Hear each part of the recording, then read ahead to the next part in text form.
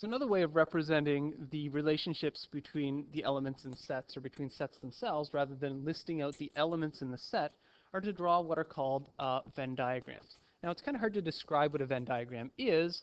It's reasonably easy to understand once you see them. So Venn diagrams tend to have, the ones we're going to draw are going to have a big box around the outside, and that box always represents the universal set. So inside that big rectangle is everything that we are concerned about in the context of this question.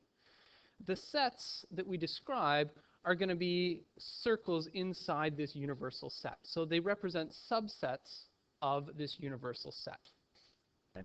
And sometimes these circles are going to intersect with each other. Sometimes they're not going to intersect with each other, things like that.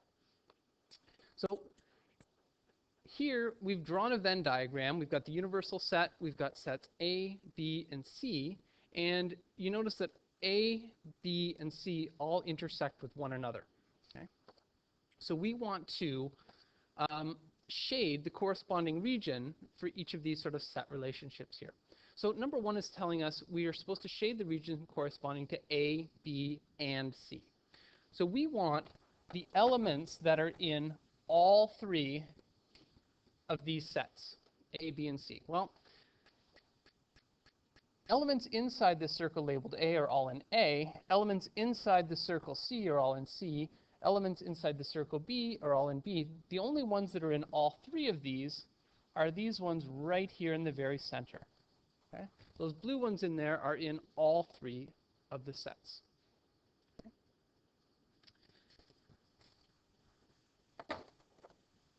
Let's try the next one over here. A complement. Okay? So A complement means all of the things that are in our universal set but are not in set A. So we want everything that is not inside that circle A. So I'm just going to sort of shade it like this. We want to go right up to the boundary of A, but don't shade inside of it. We can shade over top of C. We can shade over top of B. Okay? So basically, we're going to shade everything in here except for that circle A. Okay, so anything inside that circle, anything that is shaded in green is the complement of A. That's everything that is not inside this set A. Our next one here, A union C. So we want everything that is in set A or in set C. Well, we can start just by shading in set A. Okay? And then also shade in the stuff that is in C. So we shaded in all of A and all of C.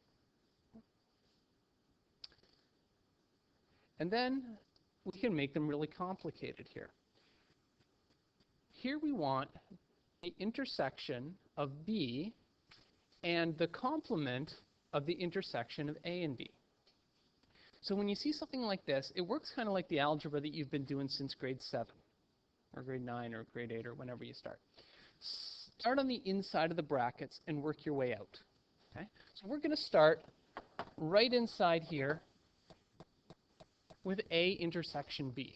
Where's the intersection of A and B? Well, that's this little region right in here. And that's everything that is in both set A and in set B. Next it says, take the complement of that. Okay, so we'll do that in blue. The complement would be everything outside of that thing that we have shaded in green. Okay, so we shaded everything but that little green area there. Finally, it says we want the intersection of B and that thing that we have shaded in blue. Well, the stuff that is in B and is also shaded blue is this stuff right in here.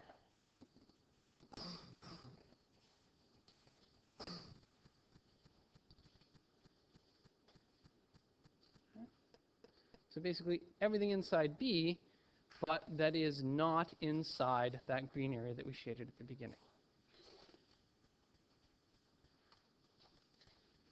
Okay. Let's try another one of these tricky ones here.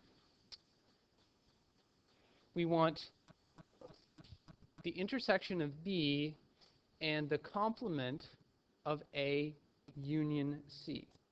So again, let's start right here. Yes? So if we don't have three colors, would we just have to shade in with like the red part?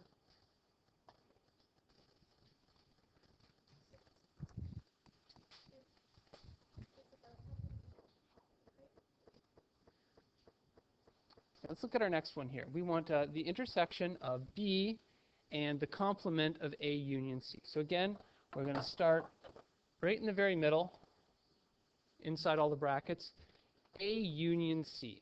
So that means A or C, so we want things that are in A or in C. So we shade in A, keep going until we've also shaded in C. Now we want the complement of that. So the complement of that is going to be everything that is in S but is not shaded green. So that'll be all of this area out here, all of this stuff down here, all over here like this.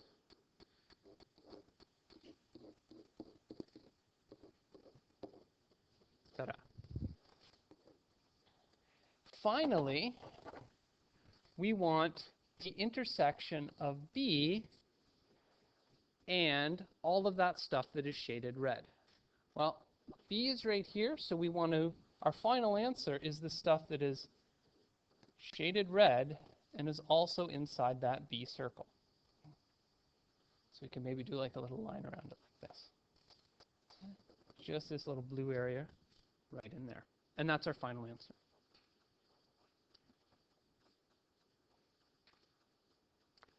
Our last one here. Intersection of A and B intersected with the complement of C. Okay. Well, let's start by doing the thing in brackets first. We'll start with green here. So the intersection of A and B are things that are in A and in B. So that's going to be this little green region here in the center. Okay. And then let's think about what would be the complement of C. So the complement of C is everything that is not inside this circle C. So we could shade all of this stuff red. Okay. Now the shading here is going to go through some of that stuff that I've already shaded green. Okay. As long as I'm not shading anything inside that C circle, I've got the complement.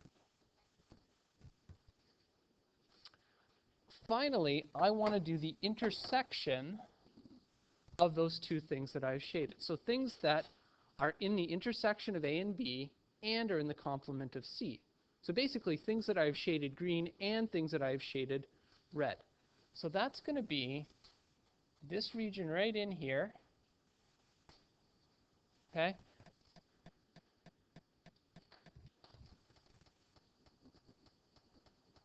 So stuff right there in the intersection. Okay. Okay. But not that little green part there that extends into C. Okay?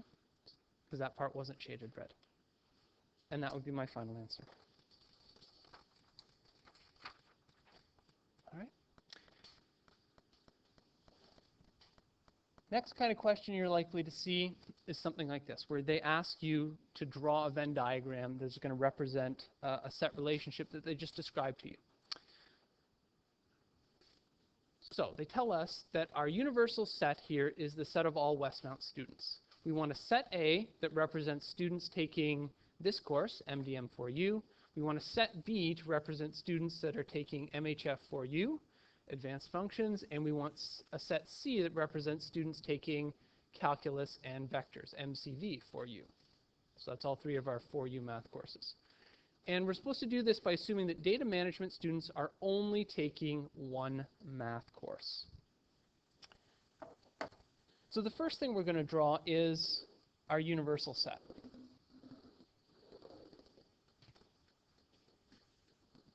and we'll label it S.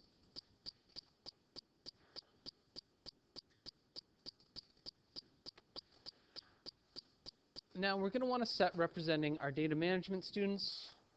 Let's draw this right here, and we'll call it A. Okay? Set A is inside of S. Now we're also going to want set B and set C. Set B is going to be our